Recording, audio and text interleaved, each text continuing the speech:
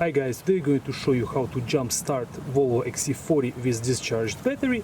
The positive terminal is located underneath this cover right here on the battery, and the negative terminal is located on the left from the brake fluid reservoir right here.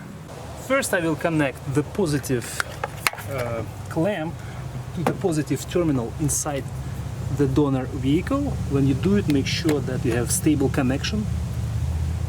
Now make sure that this negative clamp doesn't touch any metallic parts.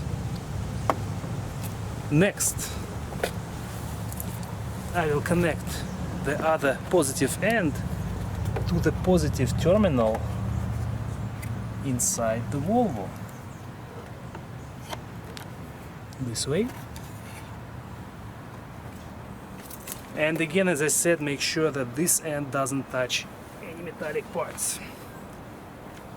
Next connection will be the negative in the donor vehicle.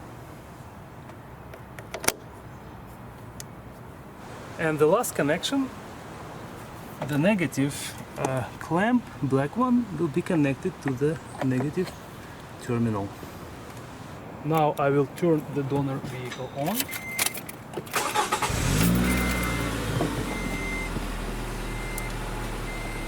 I need to press the gas pedal a little bit to make sure that engine revolutions get to around 1500.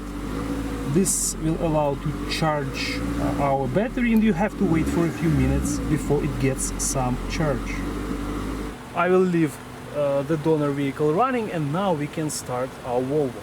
Now I can start the Volvo. I'll press the brake pedal and press the button, and as you can see, vehicle starts.